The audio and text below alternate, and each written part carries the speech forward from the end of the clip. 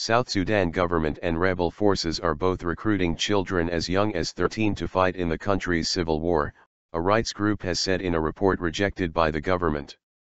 The government is actively recruiting teenagers, often by force, while rebels are also using child soldiers in the 14-month-long conflict, said Human Rights Watch, HRW.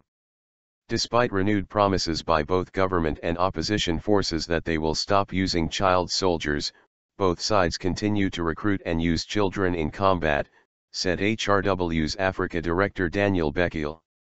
Minister for Information Michael Makuei dismissed the report, saying there were plenty of men still able to fight.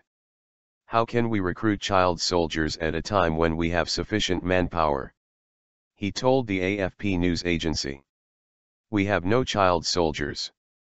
But HRW say that government forces are taking children, in some cases, such as in the northern war-damaged town of Malakal, from right outside the United Nations compound. Malakal, in oil-rich Upper Nile state, has changed hands 6 times since the war started in December 2013, and 21,000 civilians have sought shelter and safety behind the UN's barbed wire fences. The ruined city is currently under government control, and HRW said some children were forcibly recruited from outside the gates of the UN base. Thousands recruited.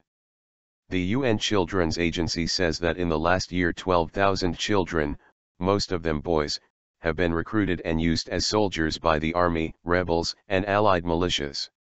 Since the start of the year, UNICEF has negotiated the release of 3,000 child soldiers from a rebel group commanded by David Yao in the Piba region of Jonglei, but many more still are fighting and recruitment is continuing.